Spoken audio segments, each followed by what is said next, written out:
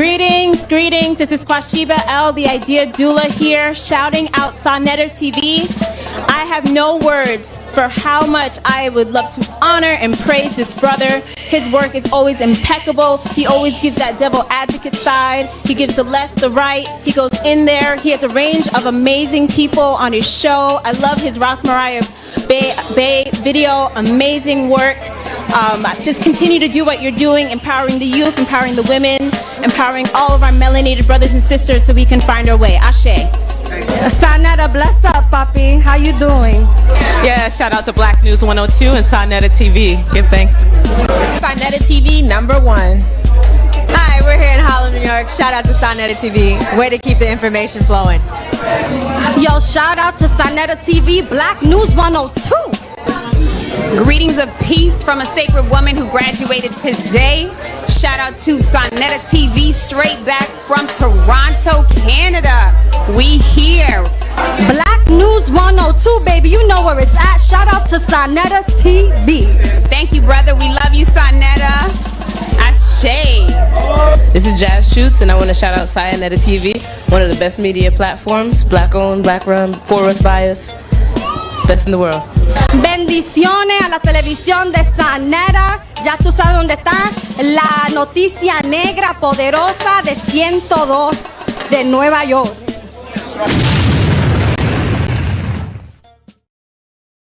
Yeah. Y'all already know what it is. Peace and blessings to the family out there. I told you we're going to start bringing in new people. The sister is new on the show, but she is not new in bringing this information forward to the people. Before we get started, Sister Poca, let the people know who you are and what's your channel so we can go, because I know it's going to be a lot of people wanting to subscribe to you after you drop this knowledge. Go ahead, sis. So my name is PocaSPEAKS. My channel is PocaSPEAKS, P-O-C-A Speaks, spelled the regular way. And I am a spiritual life coach. I am a shaman. I am a god, unapologetically. And I'm excited to be here, definitely. Oh, man, thank you. Before I get started, I want to first apologize to my queen. I was a bad boy yesterday, and I went off on my queen for no reason. I shouldn't have did it. But I keep saying, I believe that the spirit of the Most High that y'all talk about, that the family talk about, I think he sent a wicked, evil spirit my way or something like that. I don't know. I got to apologize to her for me going off for no reason at all. I just got caught up in my emotions because she was right and she was kicking our butt. And so I want to say I apologize to my queen, Sister Nepal Shaddai. I shouldn't have done that. Thank you, Sanetta. You're welcome, queen. And peace to the queen, the goddess, and peace to the family. I'm very, very much excited to talk to sister about the spiritual things, because it's very rare that we get to have these type of conversations on the HOK. So when we do, I'm happy to be a part of it. So thank you for being here, PocaSPEAKS. Thank you for having me, both of you. Yes, go ahead, Nepal. You can answer the questions first. Okay, great. We can go right into it. Please, everybody, hit the like button. And as Sanetta said, please go subscribe to this sister's channel, her social media. You have a TikTok account as well, correct? I do. My TikTok is PocaSPEAKS, but there are 2 S at the end instead of 1. Wonderful. Now, the name Poca, for me, I don't know if everybody else, but it brings to mind Pocahontas. Is that your actual government name that you were named by your parents, or tell us about that name, Poca, please. Sure. Great question. So Poca #1, of course, does come from Pocahontas, so you were spot on with that. My government name, my mama named me Shania after Shania Twain. I come from a musical background. So that's my government, but Poca was given to me, I like to say, in one of the most trying relationships that I went in that kind of catapulted me into my spirituality. And at a certain point, I realized that it held a lot more than I realized in the beginning. I realized that, a lot more things were connected to that name. than I had initially put together. I am a firm believer that a lot of us indigenous people, what they call Black Americans, are actually indigenous natives of America. So I found the name to be very befitting for what I stand for, who I am, and some of my roots, were closely synonymous to that name. So it just worked out perfectly. All right, Nepal. Nepal, you there? Okay, she probably get the baby. So, yes, let's go right I in. didn't know you couldn't hear me. Dang. Yeah, go ahead. I was saying, family, I know our ears perked up in this environment. We got ourselves an Aboriginal sister. She said it, Sonetta. She said indigenous people. So Wow. shout out to the Aboriginals. I just want to point that out. That's a big deal over here, sis. Yeah, we get into that a lot over here. And Really? take the time Okay. for a minute so the brothers, the sisters out there could get a chance to know who you are, right? Where was your growing up at? Where did you grow up? How was your growing up to be? So, I am from Maryland, born and raised. Maryland, DC. My family have been here for 60 plus years at this point. They moved from North Carolina, some from North Carolina, some from South Carolina. I grew up specifically in Largo, Maryland, and I come from a church background. My mom is actually a pastor. My grandmother is an apostle. So my childhood Wow. was a traditional church Pentecostal, specifically. I gotta say that part. Pentecostal childhood. And I didn't have much free time to do anything but church, because church was the family, and family was church. Everything kind of centered around religion. And most of our time spent as a family was in those doors, in those pews, listening to my grandmother preach or sing, because my family is also singers. I come from singers and musicians. So either one of those, that was pretty much childhood for me. Church all day. Yes. What I would like from you is to always be yourself. You can just be yourself on this channel. Go in and do what you do. All right. So, I heard you say that I was looking at your videos, and you said, you know what? I don't pray. We don't pray. Nothing is above us. Can you go a little more deeper into that? Because when I heard you say that, I was like, oh my God, this is on point right here. Go in on that. Of course. So the reason I said we don't pray is because traditional prayer is almost, to me, is begging and asking. It's not understanding that you within yourself are a part of this powerful thing that you were even reaching out to. My overall understanding and belief when it comes to what God is, I have to start there. If we're talking about, prayer, is, we are all a part of the same energy. We all come from the same one energy that sparked and created everything else. And the moment that we think that we are different from that energy, or there's a distance between us and that energy, is usually when we fail.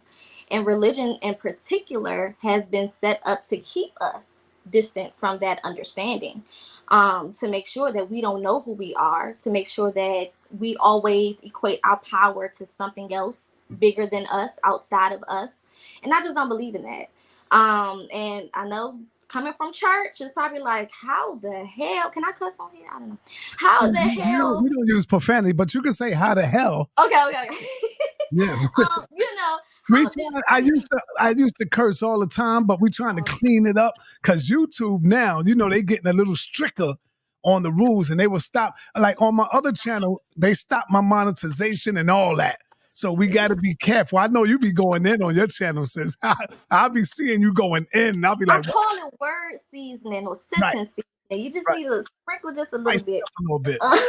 Right. But coming from, a religious background to being where I am now, it took a while. It took a lot of work. It took a lot of mental work. changing the way that I even think about basic things like prayer, for example, which is a great one that you brought up. And even those basic things like that, you know, when you have a certain idea about them, it can really, you know, bridge into other things and push you even further and further away from what I think is the overall point, which is we are everything and everything is us. And when you understand that for what it actually is, then, you know, you don't have to pray. You just command. You just, you know, speak. And then you are standing in a place of expectation, because I'm not just talking just to talk. My intentions already going into this, I understand who I am. I understand that my voice is powerful, that my intentions are powerful, that my word is powerful. And when I put those things out there, I'm putting them out there with the idea that it is going to come to me. Not that I have to hope for it or wish for it or, you know, beg for it, but that I simply have to speak it and align with it, and it's going to be mine regardless. Right. Nepal, you got something you want to say? Yeah, that's awesome. That goes into a lot of the metaphysical teachings about the connection. So I want to touch on more about that, because we see you moved away from the actual traditional church.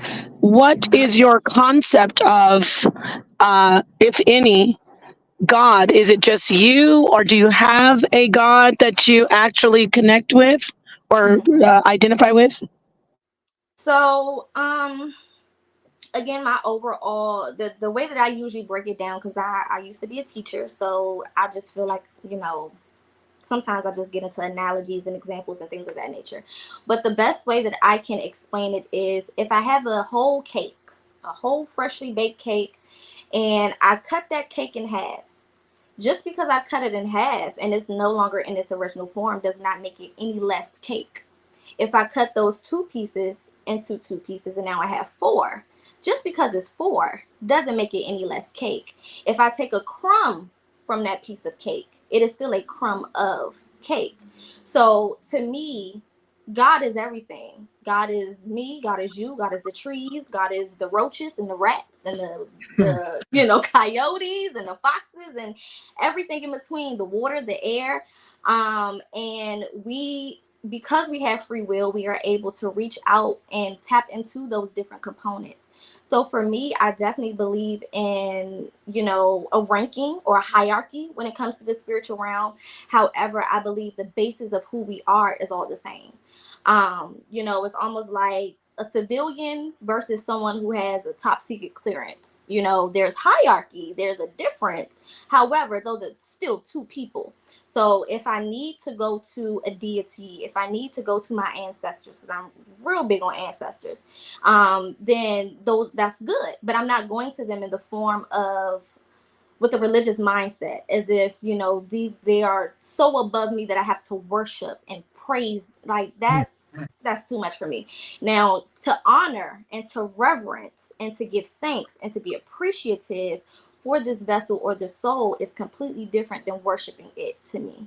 So I'm all about veneration and honor, and tapping in with spirits who have abilities to do things beyond my current control, because I am in this vessel, so I'm limited to my power, and I understand that. But that's about it. I don't believe in worshiping any gods or anything of that nature. Do I believe that there are multiple different deities and spirits and things? Of course. And, you know, I feel like if you practice those things, you most definitely can reach out to those spirits, and they will reach back out to you. I'm a witness of that as well. Okay. Real quick, Nepal, I wanna tap into that right there. She talked about the spirits, reaching out to the spirits. Can tapping into the wrong spirits or energy be dangerous? Absolutely. Go in. Absolutely. I think because spirituality has become so popular recently, the wrong idea has been put out there in regards to what it truly is to be a spiritual being. And I feel like a lot of people want to utilize spirituality as almost like a, you know, like abracadabra. They want to play magical games. And it just doesn't work like that. You know, the basis of spirituality for me is understanding self. And that goes into shadow work. And me being a life coach, you know, a shadow work specialist, and, you know, according to me, I've done a lot of shadow work, and I've helped a lot of people with shadow work, and understanding that you are the energy that you're putting into things is very important. So a lot of people come into spirituality traumatized. All of us have trauma, and a lot of us find spirituality within that trauma, or while we're going through certain traumas. And because of traumas, it can lead you to think, you know, a certain way, which can cause you to act a certain way. So if I'm traumatized, and you know, I'm coming into spirituality, and I hear that there's love spells, and I'm currently going through something with a lover, then of course I'm going to want to jump on this. However, through healing, I will understand that that's not something that I should do. So I feel like before you get into deities, and before you get into all of the different intricacies of spiritual practices, you need to start with self. And when you start with self, you'll know exactly where to go from there. And you'll get more familiar with your inner compass, which is your intuition, your higher self, or your ori, as we call it, and be able to be guided towards the spirits that may be for you, or maybe that's just not something that's for you, and you'll be guided in another direction. Okay. I want to go. You said a lot, and I appreciate it. So, before Sonator asked you that question, you clarified that you do believe, or I don't know if you use the word believe, so forgive me, but you acknowledge that there are different spirits, and you say there are deities. Now, let me just ask you about, because then he said the thing about not tapping into tap into the wrong spirit. Is there a particular, I know the audience wants to know, is there a particular type of practice that you do? And if you could talk about what specifically what you do, as far as, you said you do shadow work. I know my definition of shadow work, but you said you have a definition of shadow work. Could you let us know, number one, what type of practices you do? I know you do tarot, because I saw some of that.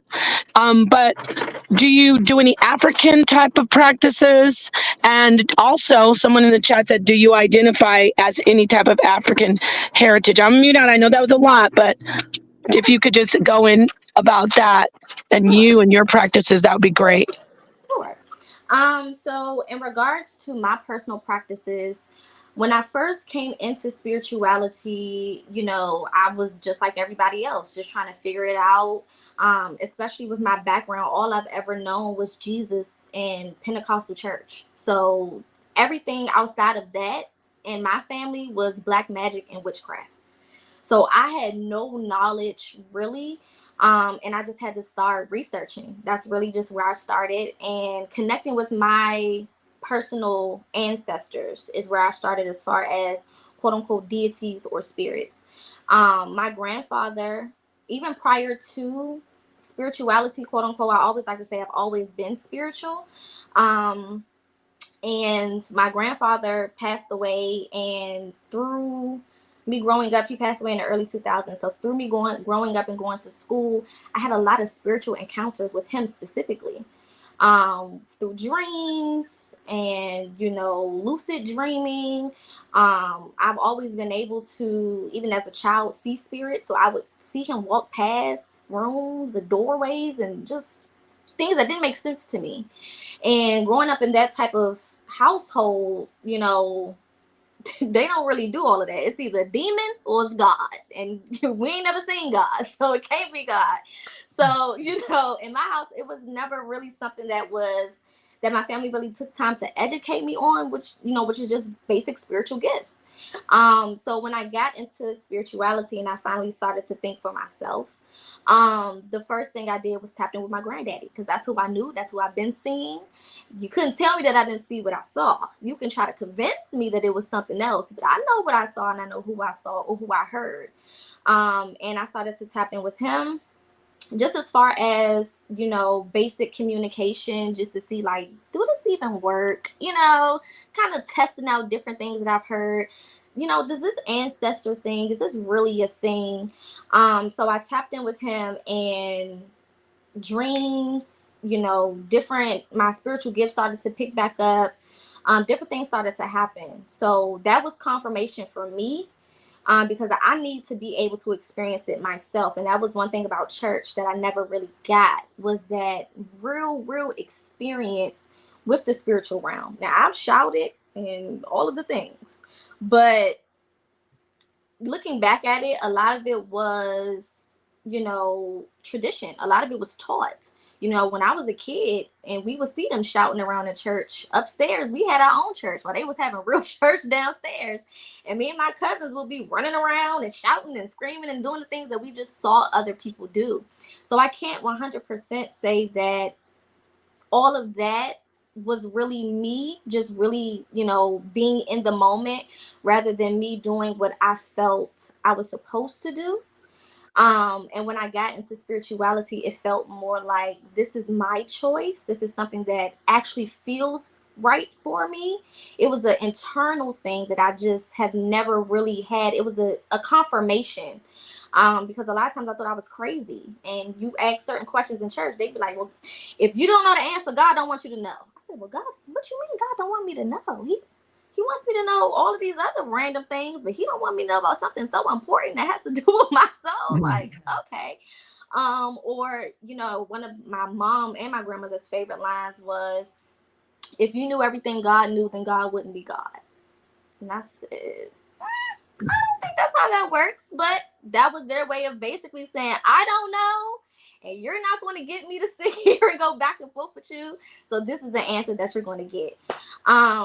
So, a lot of it, when I first tapped in, a lot of it felt very wrong as far as my family values and my moral compass. Like, a lot of things just felt like I was going against my family, because my family is the church, and still is. And even when I did finally go ahead and move on to the spiritual side, I got called witches and all types of things.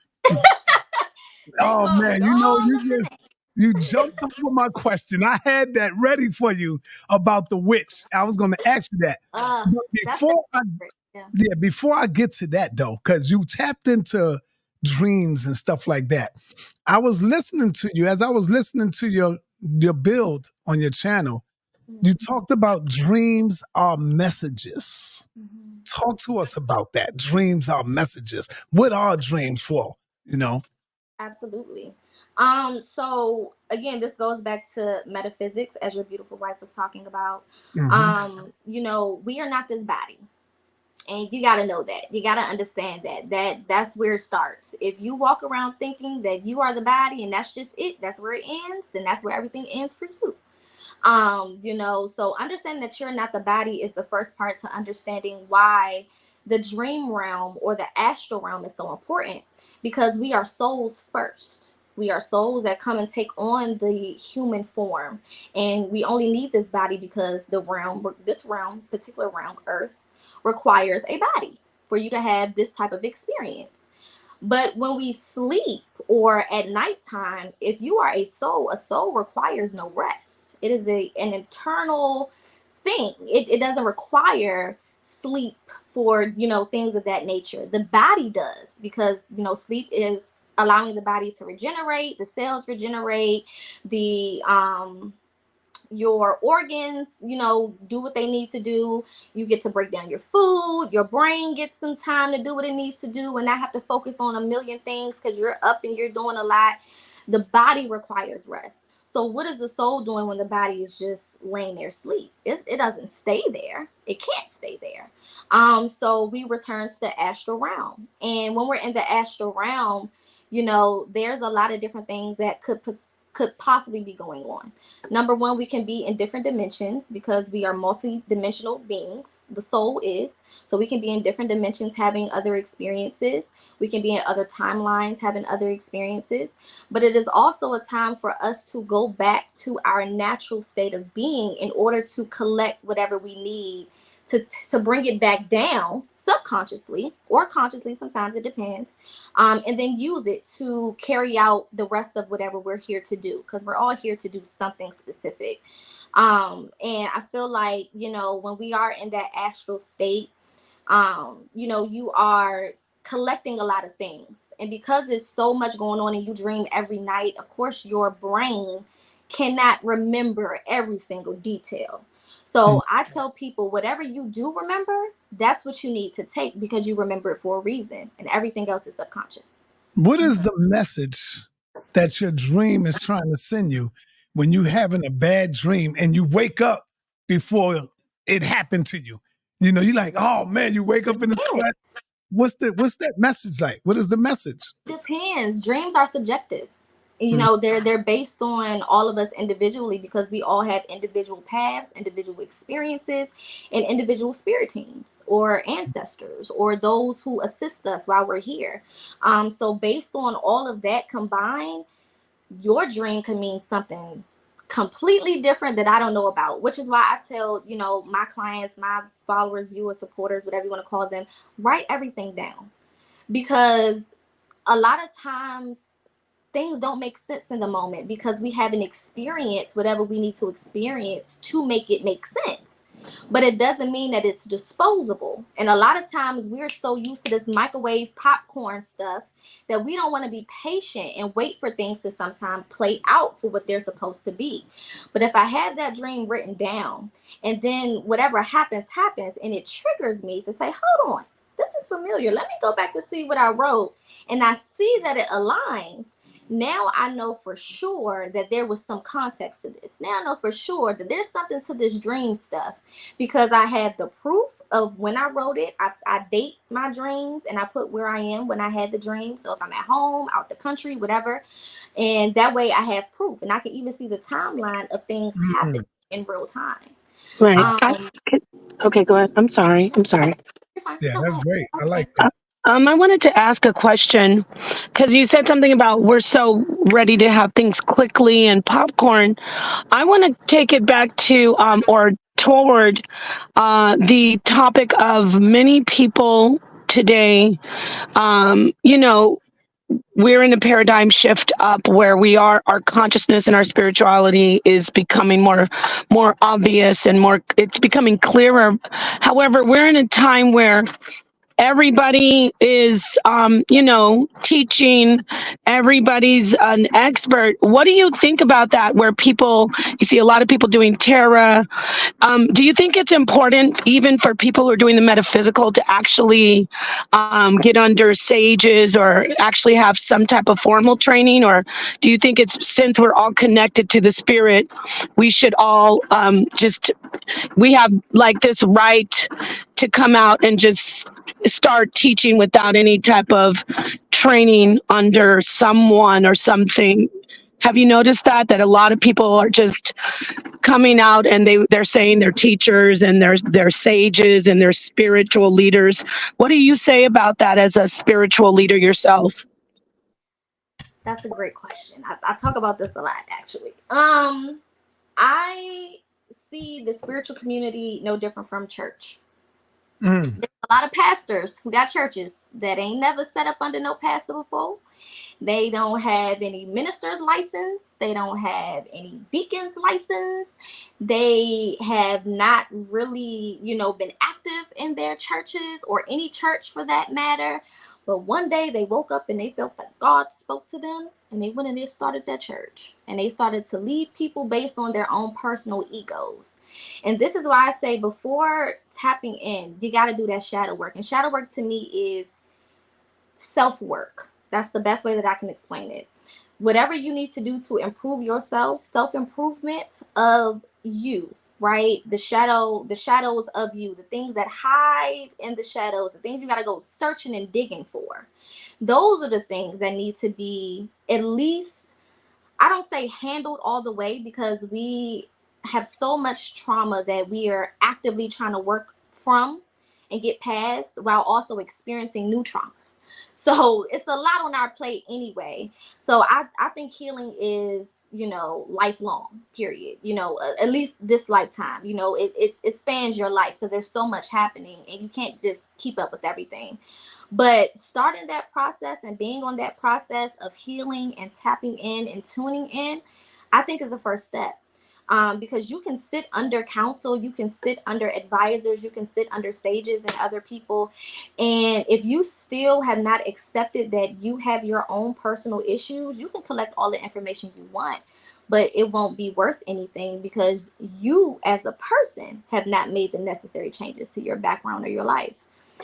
So I won't necessarily say that I believe that you have to sit under someone just, to teach, because there's so much knowledge and research and things out here for people to educate themselves at this point. I always say it's no excuse for anybody to not know a lot of basic things because everything is, at our fingertips. However, I do think, and with the spiritual realm as well, I believe that a lot of knowledge and information and things can be taught to us in the spiritual realm as well. I think we get a lot of information through downloads and through intuitive messages and things of that nature. So I won't necessarily say I feel like you have to sit under someone, but I do feel like you have to do self-work first, and you need to be at a certain place in your level of self-work before you want to give advice. Because if you've never been to the Safeway, how are you going to teach me how to get there? If you've never been to the Walmart, you can't give me directions on how to get to the Walmart. It doesn't make sense. So you need to be at least living what you're teaching. At least living what you're teaching. Now, the things that you're not teaching, of course, you may not know as much about, so you can get a pass with those things. But you need to be at least representative of the knowledge that you spew or that you claim to have, for sure. Right. Do you do magic? I mean, yourself, because I wanted to get into some of your teachings if people are interested in you working with them. Is there any type of, you could talk to us about your tarot? Because I think that you said you contact the ancestors and are you a medium as well? Can you tell us about what you do? You went in and out on the last part. I'm sorry. So I wanted to have you share specifically, talk to us about the work that you do as far as spiritual work. And do you call it magic, or what is it that you do?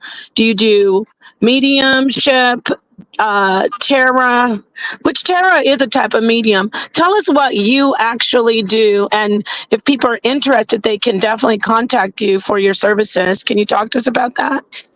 Of course. Well, I say that, number one, I'm definitely a spiritual life coach. And what that means to me, I specialize specifically in shadow work and childhood trauma healing. I've written a book, The Melanated Guide to Healing. Was one of the first books that I wrote back in 2022.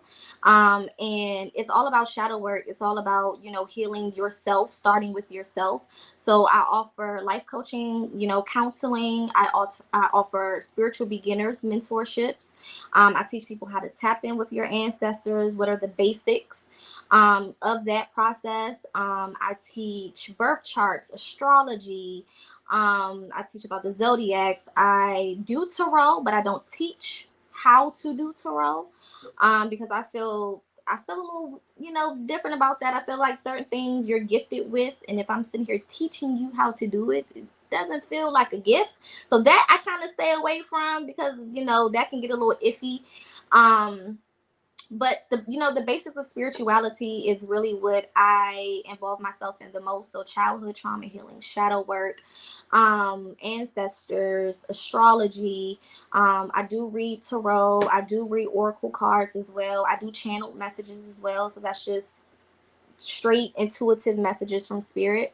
Those are some of the basics. Of course, I'm an author. I'm an herbalist as well. I sell herbs and concoct teas and different things like that as well. Pretty much like a one-stop shop. The only thing I don't do is I don't do mediumship. I do mediumship for myself. I can communicate to my spirit team and I know how they can communicate back, but that's just not a gift that I feel like is for me to use with other people. So I don't do mediumship or anything, along those lines, but everything else for sure. Let me ask this. Okay, well, let me ask you. You said you're Aboriginal. Are you at all identifying with any African ancestry? And would you agree that all of this does originate, these type of practices? Would you say that they come from Africa originally, or do you, I want to hear from you. I want you to share where does this particular, this gift, these gifts that are given to many, but especially to melanated people, do you say that they come from Africa? And are you actually identifying with any African ancestry? So when I first started tapping into spirituality, I did go and research Ifa.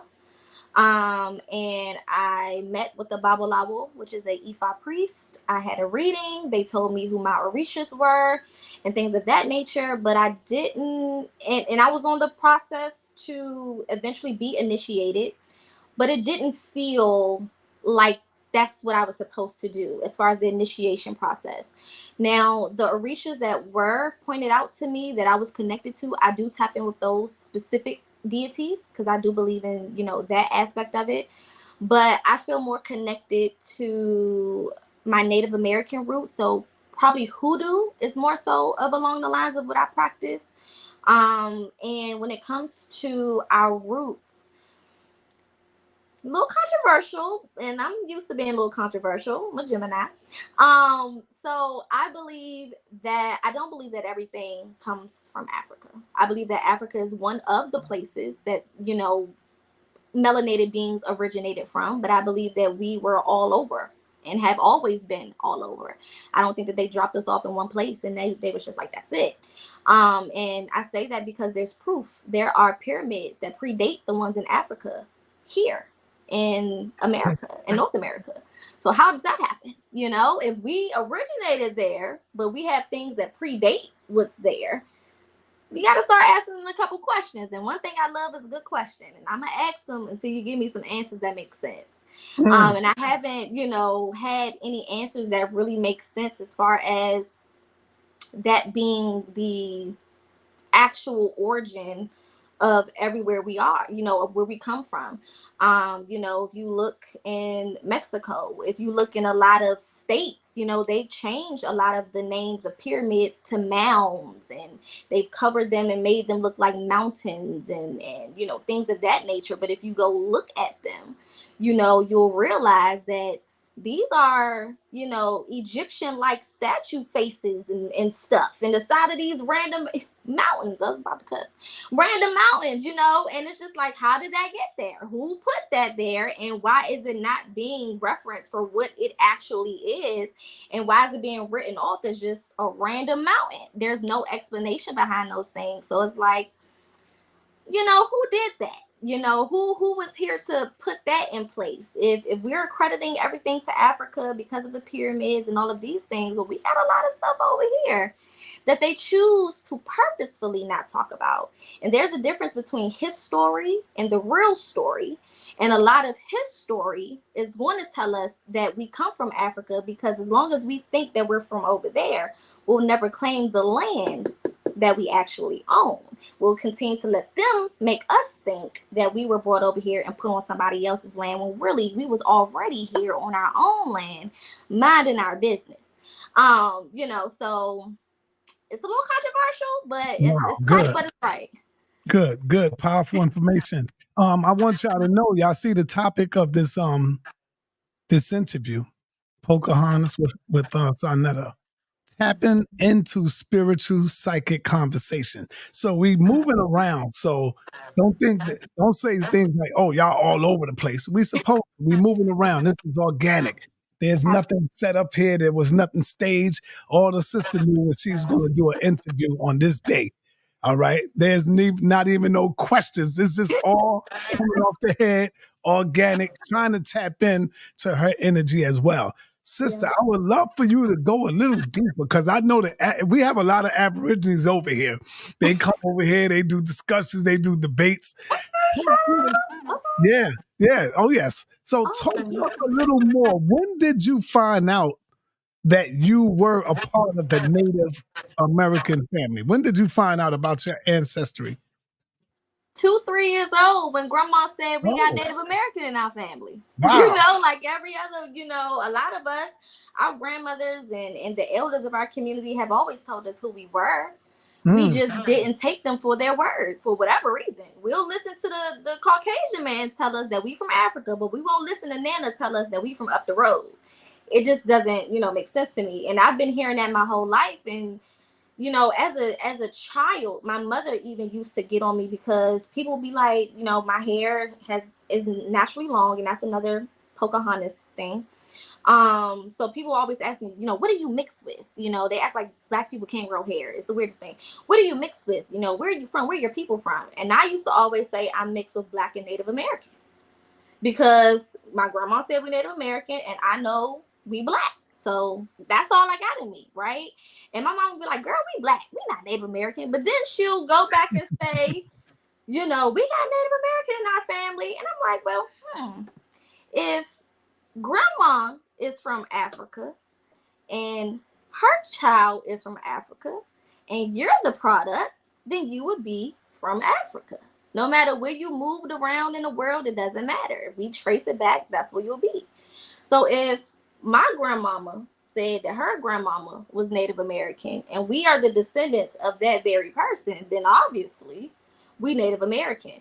And it wasn't until later on in my journey that I actually went and did the research. I went name by name in my generations. I went through my granddaddy, my great granddaddy, both sides, all of that, and traced our roots and actually switched my citizenship probably sometime the end of last year, so that I can identify with the group that I feel like I should. So, you know, I have an ID and all of the things. I have a Native American ID, part of the Yamasee tribe. They trace my family all the way back to the Yamasee tribe, which is from North Carolina, South Carolina. They're also in Atlanta and some other places.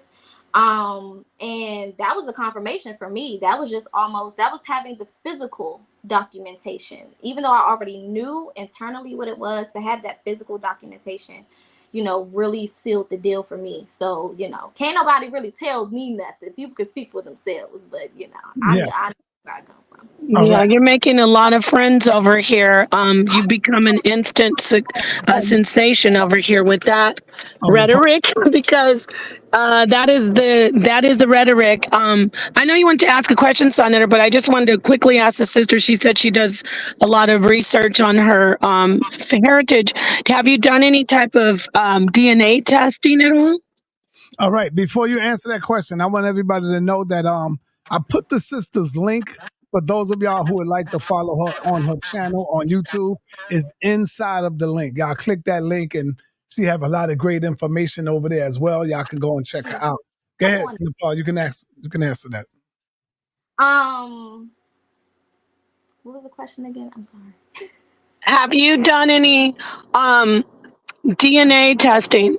For instance, my mother's Native American, and she pretty much came out. It said she had like 51% Eurasian heritage in her DNA test. So I know it's hard for indigenous people to get like a read on their DNA, but if you have something like an Asian reading or something like that, it will link you back to what we call Native Americans in the Americas.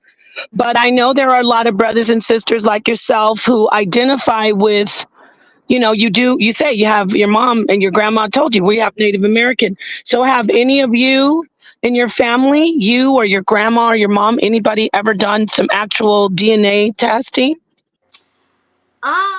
No, I personally don't believe in blood tests and their version of those blood tests, only because what they're checking for, the markers that they're checking for, don't really specify really where you come from. It just basically is showing you have similar genetic markers to the people who live here.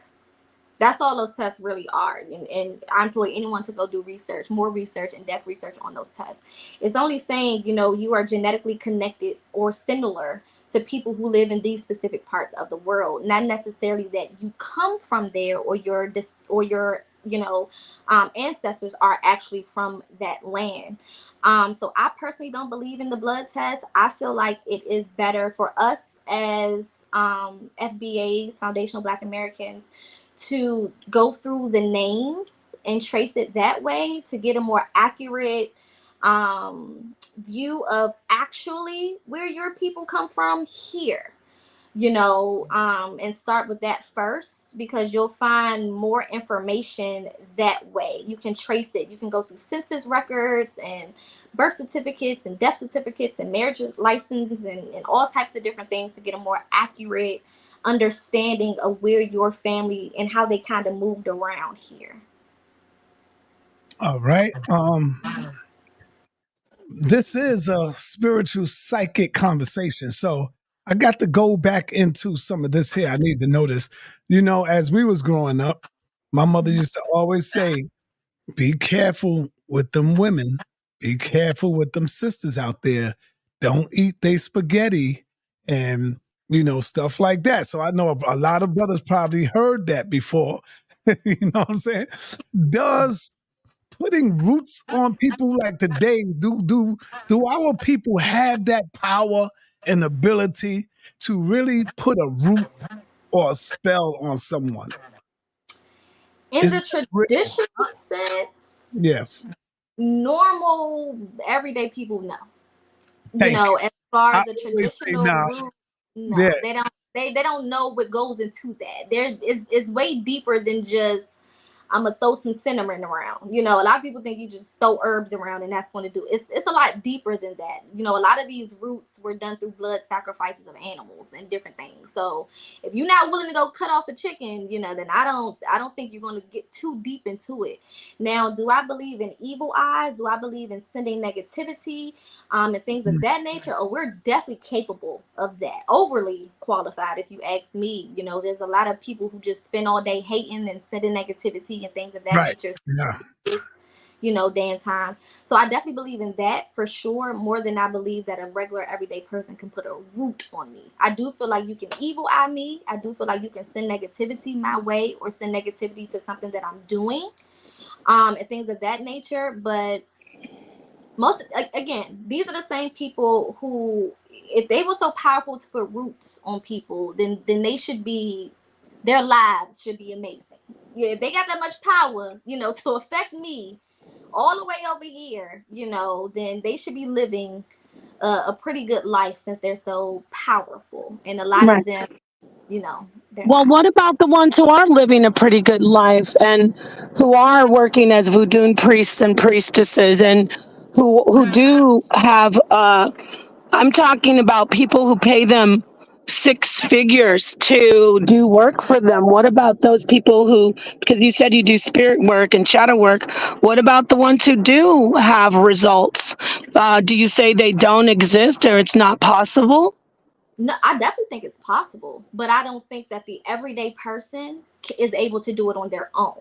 Now, they would have to go see a priest if they want to do something of that magnitude. They would have to go and reach out to someone who, number one, has the spiritual know-how and protection. Because a lot of people don't even know that protection goes into placing roots. Even if you are doing it on behalf of someone else, you got to be protected. And spiritual work, period. There's a lot of tarot readers who don't protect themselves. There's a lot of people who do Reiki that don't protect themselves. Any spiritual practices require protection in the spiritual realm. So, of course, you can go to people, who have the gift to do this, because I do think people are gifted to place roots and things of that nature. So, a lot of people will go to those people for those different things, but doing it themselves in their own homes, I don't see that as likely to be effective as going to someone of that stature that you just talked about. So he's talked, because I know about what my husband, he believes that there is absolutely no power to do that. So let's just talk about with him and with people who. Yes, right. And I was me. going to say, me and Paul, we have these discussions all the time. Yeah, he says that it's not possible. No, I don't say it's not possible, Nepal. Let's get it right. Hold on. No, he says it's dumb and spooky and it's garbage. Hold on for 1 minute, Nepal. This is what I That's say. exactly what he says. This Because I actually am a spirit. I do medium work. I do spiritual things and practices. And when I say, oh, when things are going rough for me, I'll go, someone's trying to do some stuff on me and it's not working. And then of course, Sonetta being very practical, which is nothing wrong with that. He should be proud of that because he's cut and dry. He's like, I need to see the proof. He's like, no. That's not possible. That's garbage. That's spookism. So not just, I'm not even attacking Sonetta. I'm saying for those out there who would tell you, no, it's not possible. For those who are practitioners and who know how to do it, is it possible? is what I say, Nepal. And you know, I say this all the time. I said, their energy is not stronger than my ancestors. I said it only works with those who believe in that stuff. If I don't believe in it, it can't do no harm to me. It don't work on me because my energy and my spiritual ancestors' power is more powerful than that nonsense. That's what I say. That's what Okay, well, do you think that, and I want the sister to answer, that's true to an extent. But I want her to answer this, especially if we're talking specifically about someone trying to put, let's not just say a root, because that's specific to one particular practice. Someone's trying to do, and they're very good at what they do. They're a practitioner who deals with different spirits, and they've been commissioned to do something on a regular, everyday person. I want to hear from you, and you could teach us, like, if the person is just sitting there saying, it's nothing, and not doing any kind of protective work, talk to us about that scenario. So I believe, you know, being a spiritual person, you got to be protected regardless if you are the one doing spiritual practices for others, or if you just a regular everyday person that, you know, has a spiritual lifestyle. You need to be up on your protection 24/7. There's just no ifs, ands, or buts, you know, in regards to that. Now, I do Thank get you. Elder's point, you know, when it comes to, if I, you know, we do have spiritual protection. Our ancestors definitely don't play, and they will, you know, block us from many different things that, you know, a lot of things unseen and unknown that we don't even know are coming to us. However, there is spiritual ranking, and just because they our ancestors don't mean that they the strongest ones out there. And sometimes we can be on the opposite end of somebody who may be a little bit more powerful, or someone who is coming with a little bit more power than we have at the time. So you have to really, that's why I say be careful who you intertwine with, or who you get into it with, or things of that nature, because spiritual hierarchy is a thing. However, as a practitioner, as someone who is doing the roots on behalf of other people, if they have someone coming to them and they're saying, hey, I need you to put a root on this person, they have a responsibility to go see with spirit first if this is something that they can do. Because you can't just go put roots on everybody. I don't care who you are. You'll put the root on the wrong people. And even though you just the practitioner or the one responsible, you can get the negative effects as well. So, you know, I think it's all understanding the spiritual realm, understanding protection. You know, if they're really a practitioner the way that they say that they are, then they have a different, you know, ordinance that they have to go by. They have a different, you know, checklist that they have to check off before they just get right to putting roots on people. Because you can't just put roots on everybody. You know, that's just not how that goes. And everybody doesn't deserve it. You know, that you can't just do things to people and they didn't do anything to you. You know, you can't just go, I just don't like this person, so I'm just going to go curse them and things of that nature. Now, that speaks to Elder's point. If I'm not doing nothing to you, just mad, you just a hater, I'm protected. That's not going to fly. It's not going to touch me, so I'm not even going to worry about it. But if I'm out here being a problem, then I need to be watching my back on all levels. Because spiritual attacks come in all forms. And sometimes what people don't know is if they can't get you, it don't, you know, weed out your kids. It doesn't weed out your mom or your daddy or your sisters or people that are in close proximity to you. So, I always say don't play spiritual games. Let it, this ain't church where you can just say Jesus, Jesus, Jesus, Jesus, and then nothing happens and you're just like, okay, well, I'll just go to bed. No, you call on the wrong things over here. Something's going to answer you. And you may not like that answer that you get. I said, Okay, well, I want to ask you, do you ever do any type of work? Has anyone ever commissioned you? And do you think there are people who deserve, who have done evil to people and they deserve to have work done on them, like spirits called upon onto them? So, and I want to hear specifically if you actually do any work, or has anyone ever commissioned you to do any type of spiritual work like that, if you don't mind? I've had quite a few clients ask me, and I let them know that I don't do stuff like that. I don't even touch that.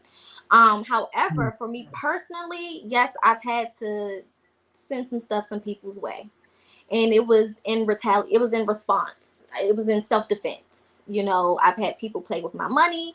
I've had people purposely try to, do certain things to me. So yeah, they got taken care of for sure. And I didn't get karma for it because it was deserved, and it just was what it was. And I got permission because before I put anything on you, I'm gonna go check with my own spirit team. Cause I always say spirit always get me first. I'll try to get you, and then I trip and fall running back from trying to get you. So I don't even play those types of games. I like to stay far away from it. However, if you do something to me that I didn't ask for, that I'm not deserving of, and it depends, because some things are petty and you can just forget about it. It really takes me being in danger or something that I have being affected or targeted for me to take it to another level. And even then, it's not really a root. Like, I haven't necessarily put any roots on people, but I have targeted certain things in their life for them to leave me alone. Yes. Nepal. Tell her your sign, Nepal. Tell her your sign. Please. What did you ask me? I said, tell her your sign. Why? Because I think I heard her say her sign. Okay, well, a lot of people, I don't want this to be personally about me, but can you talk about signs? I know you practice astrology. Like, do you do charts, or, because I want people to know more about her. I don't want this to be about me at all. I want to get the system. I would love to know what your sign is. I love those questions. Yeah, I'm okay. Okay, no Nepal, problem. she's your sign, Nepal. Yeah, so are 10 billion other people in the whole universe. My I son mean, I know there are only 7 billion people in the world. But talk to us about astrology. Do you practice that, or you teach that? I do. More recently, within the last 2 or 3 years of my journey, spirit has been, well, I've always been very interested in zodiacs and things of that nature forever. Even being in church, Christians love zodiacs, but everything else is demonic. It's very weird.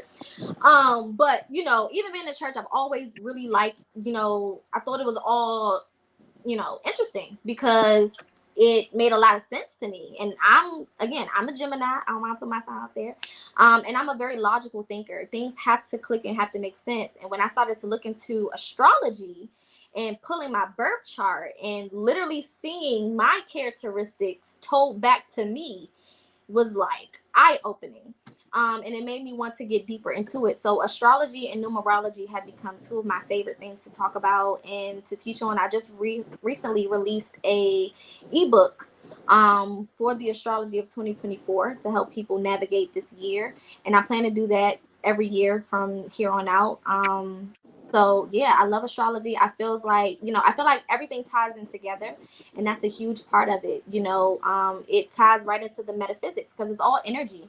There's different energies for each planet or each zodiac. I'm an Even Aries. numbers.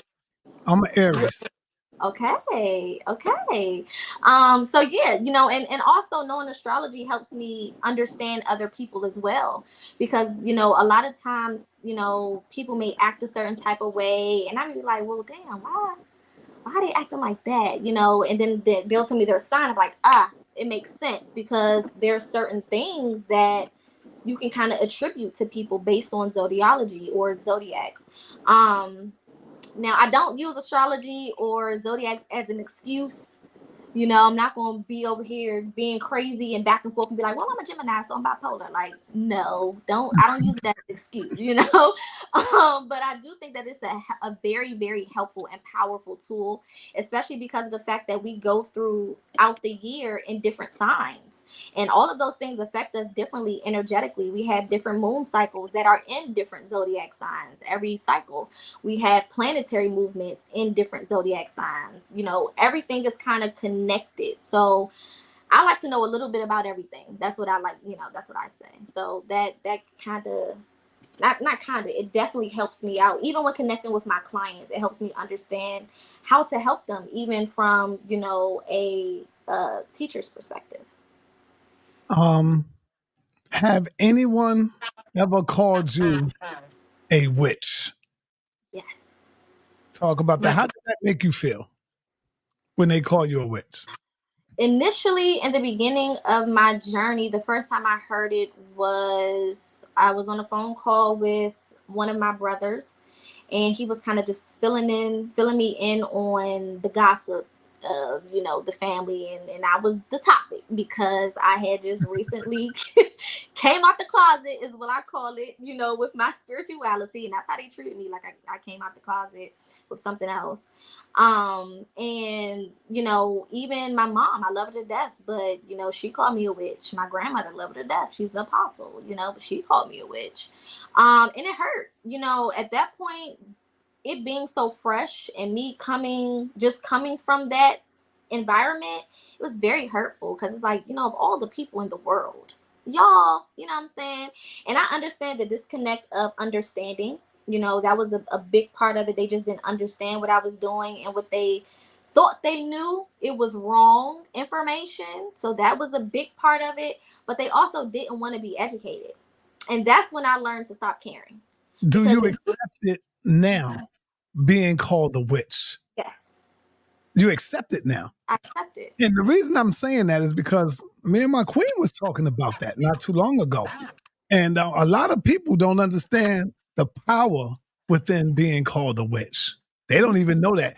Are there male witches? Warlocks. Yes. Warlocks. Okay. Absolutely. Okay. Absolutely. Yeah. I mean, a lot of people don't know the witch trials were Black women.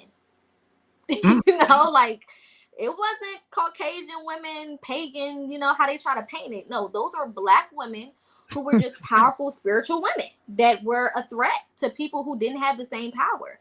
So again, information and knowledge bridges the gap, but it'll only bridge the gap for somebody who wants to cross over. If you don't want the information, if you don't want the knowledge, I can't help you, and I'm not going to prove myself to you either. Which took me a while to get here, because the combativeness in me wanted to go toe-to-toe with them, point by point. I mean, I've had debates in the beginning of my journey, spiritual debates, debate the Bible, breaking it down to my mom and showing her the, you know, inconsistencies and the contradictions and everything. Oh goodness, you know, I realized I wasted so much time and energy trying to explain myself and trying to prove myself as being correct, instead of just living my life based on how I wanted to live it, because they're doing the same thing. So it doesn't bother me at this point. No, not at all. Okay. Wow. Do you see religion as a tool to keep us enslaved today? Absolutely. 100%. You know, religion is a distraction. That's what it was here for. It was here to distract and confuse. And it's very successful because my people are very distracted and confused.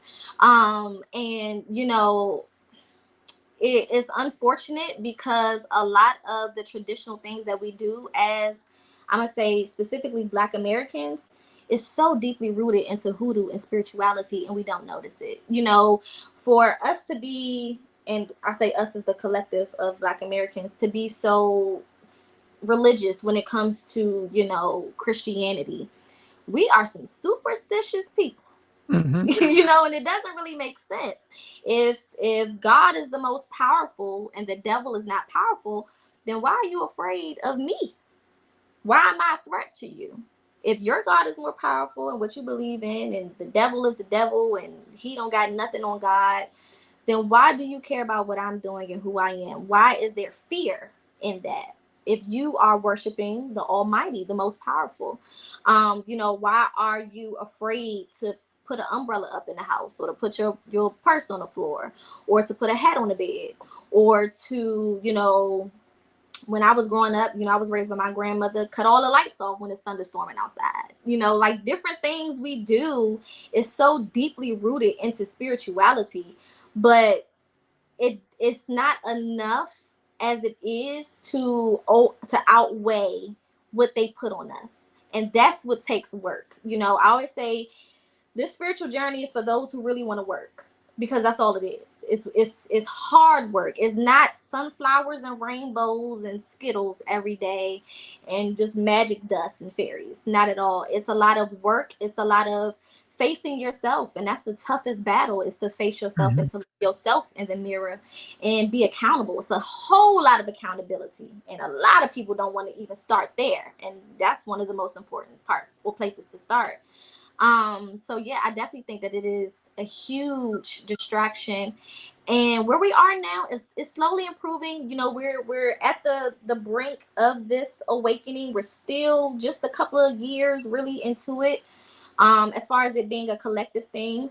So I don't expect to see too much change, but I do feel like we're on a really good path if we can stay consistent with what I see now, as far as people wanting to just at the very least educate themselves. Not saying you got to make a decision today to leave the church, because it took me years to do that. So that's not what I'm asking of anyone. But at the very least, pick up a book. You know, we can go and Google the most absurd things, but we can't Google things that help us free ourselves. So, you know, it really just depends on the person, you know, and I feel like now a lot of people are getting to a place where they are prioritizing themselves and their healing and their spirituality or their connection with something greater than themselves. And because of that, you know, we see an increase in the spiritual community, which is good, but we also see an increase in people taking advantage of the spiritual community. Right. So it's I a teach that I teach that God and the devil are one and the same. You know, they are the same entities. They are one and the same. And this is why God could never kill the devil. Because if you kill the devil, then God, there'll be no purpose for a God. There's yeah, no more evil on the planet. Why we got God? There ain't no I devil. And yeah, if you kill I God, say then higher self versus ego. That's what it is to me. right, there you go. It's all based on fear. They use these energies to try to put fear into us. And when I say that they can't put no roots on me, I'm saying that because I don't believe in it. And if you Mhm. don't believe in it, then it can't work on me. But see, Yeah, if you believe in roots and somebody say, yo, they rooted you, anything bad that happened to you, you're going to think is because of roots. And I that will bug you out. You yeah, thinking that, you know, any misfortunes you have, you're going to automatically say, oh, they rooted me. But see, no, with me, I'm like, no, I don't believe that. Whatever's going to happen is going to happen to me. That's how I, I feel about it, you you know. know, I say the mentality creates the reality. So I 100%, you know, definitely believe you attract what you focus on the most. I mean, Hmm. that's just, it is what it is, and you can either use that to your advantage, or it can work to to be a disadvantage to you. Yeah, I completely agree with that statement. Are Absolutely. you open for questions? I could open up the panel in case somebody would like to ask. Okay, family, we're gonna open up the floodgates. If you have a question, remember a question, not a debate. We ain't debating with sister. We're having questions Agree today. with you, but it's okay. If you would like to ask the sister a question, the link is right there in the chat. Nepal, you want to ask something before you want to continue before we opening up the platform for questions and answers before they get in? Just basically, I appreciate the sister coming in and sharing with us. I did want to ask her a little bit more about God. as far as the Bible, because I can tell that her family is very religious now, still Christian, right? Yep. Do you think, like, is there anyone in your family who's actually understanding where you're coming from, or do they get along with you, or have you been completely ostracized? So for the most part, all of the a lot of it was behind my back, and a lot of them don't know that I know, because I don't believe in letting everybody know what I know. That's just me. I like to take mental notes and treat you accordingly, and that's what I've been doing. At this point, my brothers, I have 3 brothers. I'm the oldest of all 3. My brothers we've always had a great relationship, and they are very open. So we've had lots of conversations, and they understand, and they know me. I'm gonna do what I want to do regardless, and they respect it, and they still go to church. They both attend my mother's church. Well, her sons, and then my father has a son, but her sons attend her church, and they continue to do what they want to do. My grandmother, the apostle, she definitely felt the way in the beginning, but I won't forget one day, I want to say probably 6 to 7 months after I kind of revealed to everybody this is what I was going to do, and I left the church and all of the things. My grandmother was feeling the type of way, and the family was talking about me, and I was getting these messages back. And one particular Sunday, my mother FaceTimed me with my grandmother on the phone, and my grandmother said, well, I was preaching, and I went to look down at my podium, and there was a blue crystal. What do blue crystals mean? All right. I think her phone died. I don't know. Yeah. I think she might come back. Okay, there we go. Sorry, had a phone call. Yeah. Let me put my phone on do not disturb. But she asked me what does the blue crystal mean? And I said, if it's not the lady who called me a witch coming to me asking me for some help to try to talk her through this or explain this to to her. So I felt like that was kind of funny. And then even maybe I want to say a month after that, because I had been connecting with my ancestors and things of that nature, one of them specifically that I started connecting with, and again, because I work in the spiritual realm, I noticed that there was a new energy around me. I didn't know who it was, but I knew it was a feminine energy. And for a year, my intuition told me to acknowledge the spirit, even though I didn't know who it was. They gave me a name. They just said Rose. I didn't know what that meant, and I just went with it. So every time I acknowledged her, I just acknowledged her as Rose. Fast forward probably a year from then, or a couple months from then, I was doing my research on my family and tracing my bloodline back, and I came across my grandmother's great grandmother, and her name was Rosie. And when I told my grandmother that, she looked like she's seen a ghost, because we've never talked about this lady. I never knew her name. She was never really spoken about because she was my grandmother's grandmother. So she wasn't really, a huge topic. I didn't know who she was by name. And at that point, I think my grandmother kind of realized there's something to this, because where would she have gotten that from? How did she come into that information type of thing? So there's been a lot of moments where they had to kind of come back, and they never apologized, but in a lot of ways they did, by meeting me for certain things and asking for my assistance with certain things. Okay, so let me ask you, and then we can go. Do you believe that there are evil spirits that possess people? Like, do you call them demons? Evil spirits and demons? Do you believe that people can be possessed by evil spirits? Do you believe that there are evil spirits out there? Ooh, okay, there we go. Yes, I do believe that there are evil spirits. I do believe that again, I believe that everything requires balance. So I believe that if there's positive spirits, there has to be evil ones. If there's light, there has to be dark. So yeah, I do think that if your vessel is weak, and you are not in a strong spiritual space, or just in a strong head space or mental space, emotional space, then you can definitely make room for other entities to either manipulate you or to even enter your vessel, which I think requires a little bit more or a little bit less protection, or someone who is really pushed towards super crazy traumas. They kind of experience those things. Being in church, I always say that the most demons I've ever seen was in church. The most evil I've ever been eye to eye with was in church. I've seen people's faces change. I've seen people's voices get deeper, and weird things happen.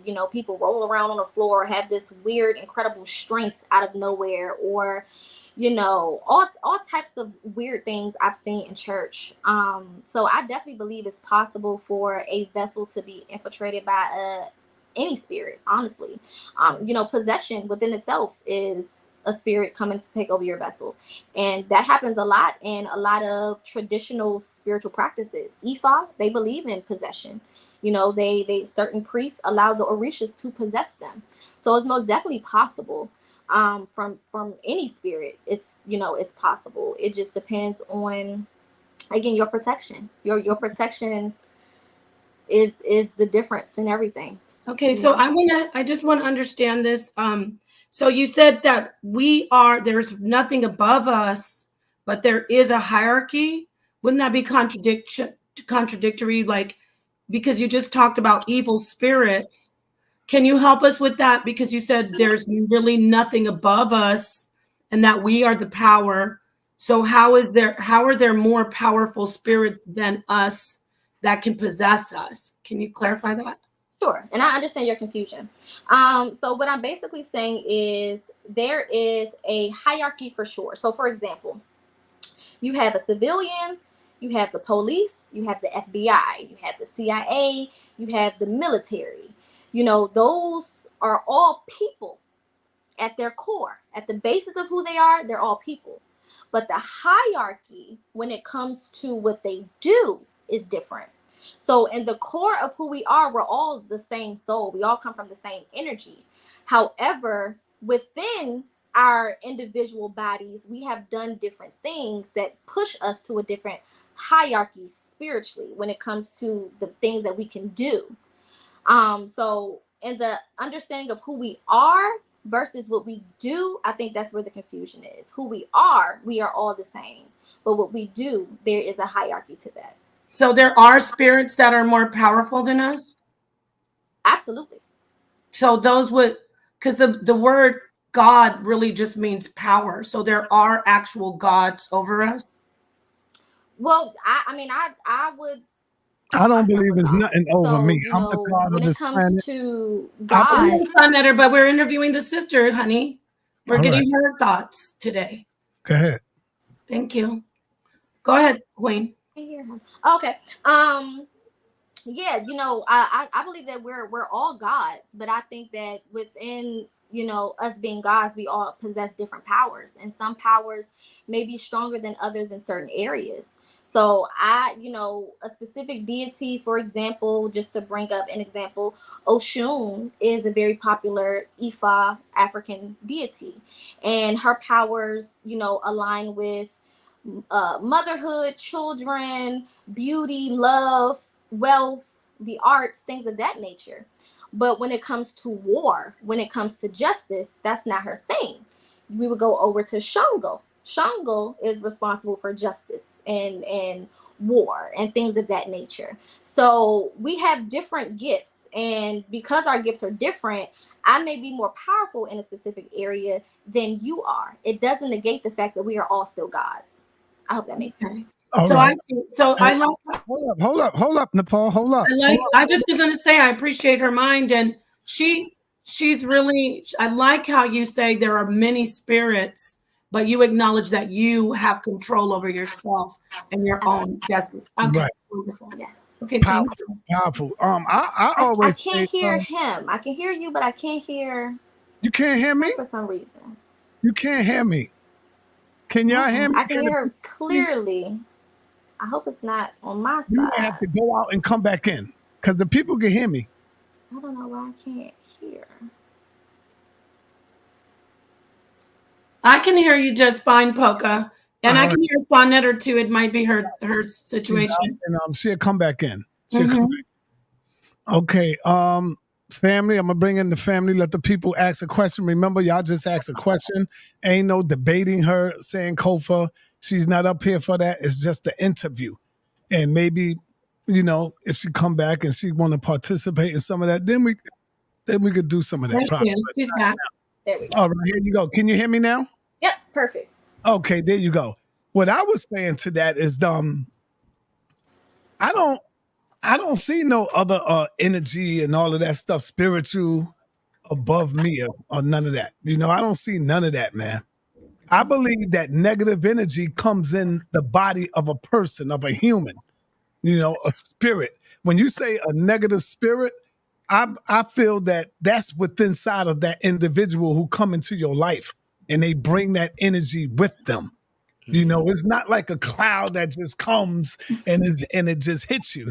No, it comes within human form and they bring that with them. And then you like, yo, that's why we got to be careful of the negative Sometimes energy. it comes in human form, but sometimes it don't. Oh, okay. We can get a spiritual attacks in the dream realm. Sleep paralysis sometimes can be a form of spiritual attack. We can have spiritual attack through sickness. A lot of people get sick and they go to the doctors. The doctor's like, we don't know what the heck is wrong with you. A lot of the times that could be some form of spiritual attack, whether it's from, and I always say, you can spiritually attack yourself. If you're negative and you keep talking about certain things, you can put yourself in the same hole somebody else can. So it definitely depends. I understand, both sides for sure. And to a certain extent, I do believe both sides. Okay, beautiful. Let me get to sister. Can you cut your camera on for me, please? Nepal usually cut her camera on, but she's kind of busy taking care of that's freedom. Yes, can you turn on your camera, Freedom? I must not be dressed is the reason why I did. Okay, leave it off, Freedom. Peace, Freedom. Peace, Kofa. Peace, everybody. Peace. I want to say, this must have been meant for me to hear because I want to say that I agree and appreciate everything that you said. You said it so eloquently, and I agree with you. But this is the question that I have for you, who answered all my questions before I could even get to them, because it had everything that you said. I'm with, and it happens to me. Gotcha. You first started realizing who you were, because I started at a young age. So when you first started realizing that you had special spiritual abilities, that was kind of awkward. Did at first you were afraid of it? Terrified. Yes. Yes. Especially because a lot of it started in childhood, so I didn't know what was going on. Me too. What age were you there? My girl, what age were you when you said to yourself, okay, I'm gonna have no other choice but to accept it? Because it got so bad for me that I was actually on my knees saying, how am I going to deal with this? And then I said, well, look, whatever, it just let me go ahead and deal with it. You know what I mean? So, and the thing you said about protection is awesome, because I deal with it every day. But what age were you when you just said to yourself, you know what? I'm just gonna go ahead and deal with this, accept it. It just is something that nature has given me. It's just something you can't come out of it. Even if you wanted to come out of it, you can't. It's there. Yeah. So what age were when you said, I'm just going to accept this? I can see these things that nobody else can see. I know things before they're going to happen. What age were you? When I accepted it for myself, it was about middle school. And the reason being is that was the first time I had, I would say, a dream literally told me what was going to happen, and it happened the very next day. I was having a little middle school spat with two of my best friends at the time. One of them wanted to fight me the next day, And I'm in my head like, I don't want to fight this girl, you know. I'm not trying to do all of that. I'm getting in trouble, all of these things. And I went to sleep that night, and I literally had a dream of me being in my school, and that particular friend coming up to me and wanting to talk to me and say, I don't want to fight you no more. That was all I remember from the dream. And when I got to school the next day, later on in that day, it happened. And that was confirmation to me, because prior to that, I didn't necessarily have dreams like that specifically, but I did a lot of astral projecting as a kid. And I would be all around my house, and I would see all types of stuff going on. And then I would wake up and I'll be so confused because I could have sworn I was just downstairs. And it would be like little things like that that would happen. And I would be so confused. And even at an early age, I knew not to take certain things to my mother, because she was just going to scare me and say it was the devil or something. And, you know, have all these people come pray for me. And because it was a family church, you know, they get up on the mic and they want to tell everything. My daughter had a dream last night. And now it's a whole performance. Right. And I just didn't want to be the center of attention for that. So, you know, a lot of that I held to myself and just didn't say anything about it. But when I had that dream, I said, okay, there's something going on here with me.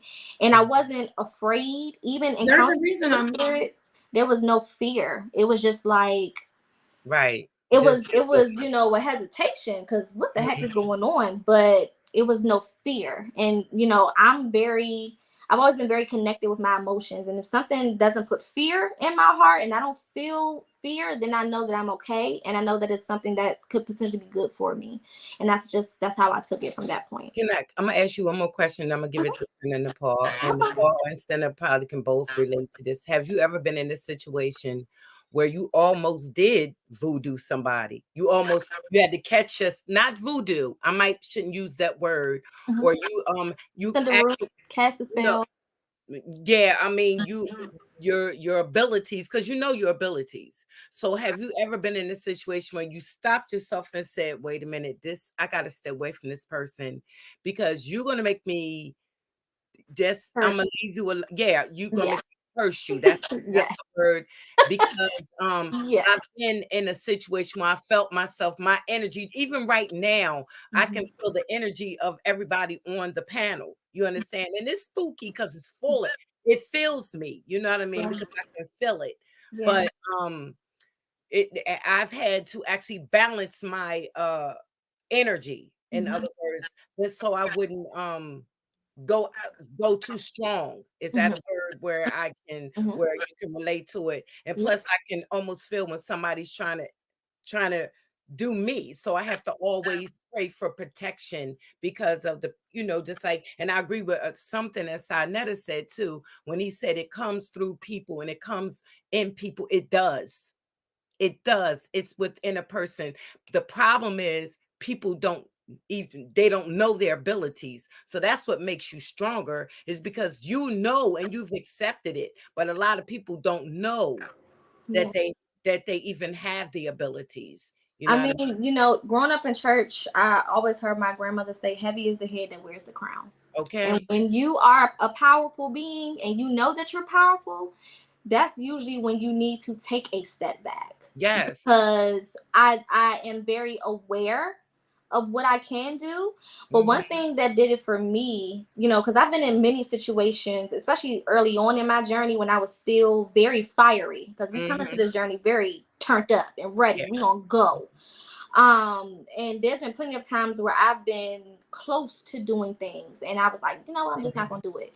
But now, being at this point in my journey, I know that there's a lot that I don't have to do, because now I've lived to see the karma that people have went through for messing with me and doing things to me. So I don't feel the need to play karma, because she got that job for a reason. Real good at it. And I don't need to come feeling for her for nothing. However, you know, again, there's always situations where sometimes you gotta put your extra umph on it, because things can get a little dangerous or a little too much for you. And in those situations, those are subjective and it really depends. But overall, being a powerful being and making, you know, when you're actively tapping in with your spirit team and you have that connection, you know that you don't gotta raise your hand. You know that you don't, because And things will move for you. That's facts. And All so right. glad. With that, thank y'all. I'm gonna move on real quick. I Hold just on, want to Robin. say this one thing, and I'm going. I got to move on, Robin. Hold on. All right. I'm sorry, Robin. Jeannie, what's up, Jeannie? Because you know I got a debate coming up after this, Robin. Jeannie. Peace, Cinnamon. Yes, peace. How are you? Hi, how are you, beautiful? Doing great. Yeah. I just wanted to tap in real quick. Sister, I want to let you know I'm right here with you. A lot of the things that you said, that's my life.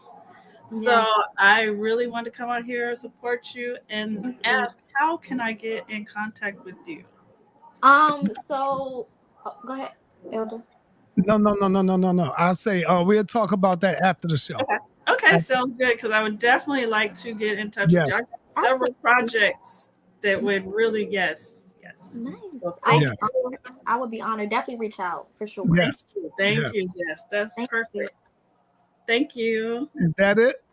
That's it. Thank you. Okay, I wanna say thank you to you, Poca, and definitely I would love to have you back again on some different topics because we got to go really deep into it right now. I have a debate coming up. Maybe you might want to watch it, or we got other debates. I do. Wait, let me ask Poca, have you ever watched us over here? Yes, I have. And you know, when Elder reached out to me, I seen the name and I said, this can't be who I think it is. Because, you know, a lot of people take on names and, you know, in the community, everybody is the empress and everybody's a this and everybody's that. So, you know, certain things I'm like, and I was like, well, can you send me your YouTube? And when he sent it to me, I was like, oh, wow. Like the timing was just amazing. So I love everything that you guys do over here. I didn't know that you and your wife were working together so closely, which is super amazing to me.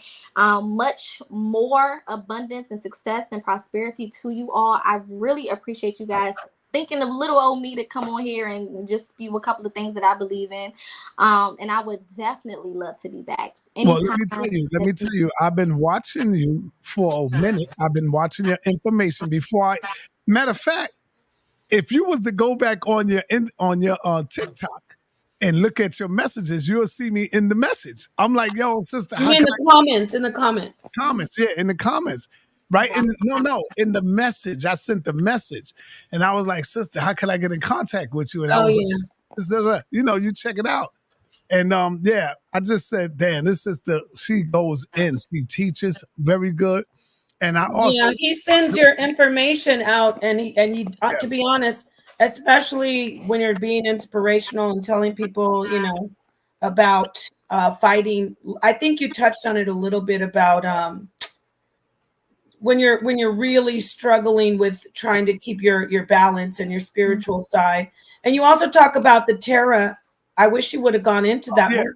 Yeah, that is something that you really do, and I was hoping that you could talk about that. No, but thank you on that, Nepal, because when she come back, I definitely would like to see that, the Terra, the way she go in.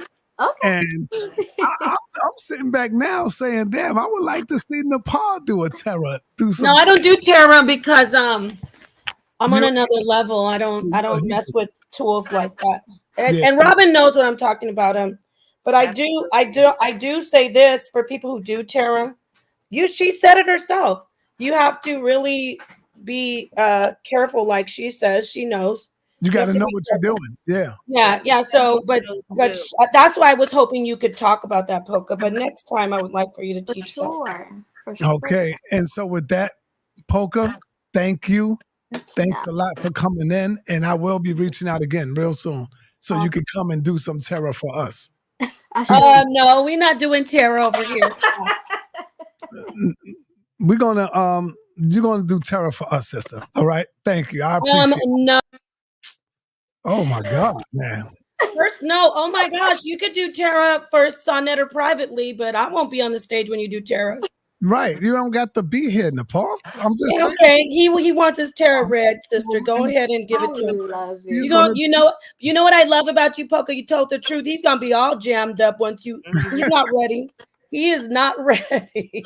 Those spirits are gonna eat him from inside out.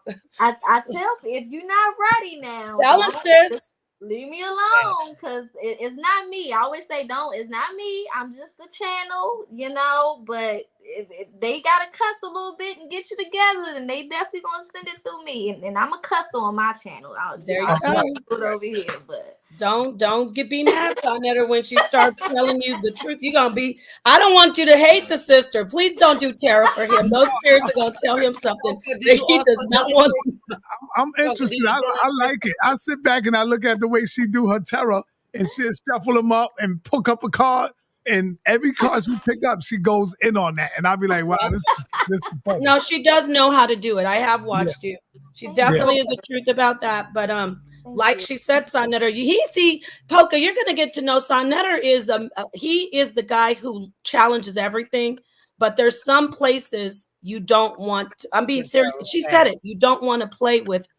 You don't want to come in and say, well, this isn't about, the Bible on trial. You will be jammed up with spirits that you won't be able to get off of you. I'm not worried about that.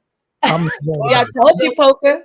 The spirit of my ancestors is stronger than all of that. I ain't worried about none of that. So thank you, my sister. I appreciate you. I got to get out of here because we got to debate. We appreciate you. Peace, Robin. Peace, Tina. I just want to know if she dealt with crystals too. Yes. Okay, and that's sent up. You sent it. Yeah. Drop her link. They're asking for. Excuse me, Robin. They're asking for a channel again. Please drop her link to her channel. All right. All right. Peace and blessings, sister. Bye. Thank you. Guys. Yeah. Bye. All right. Peace and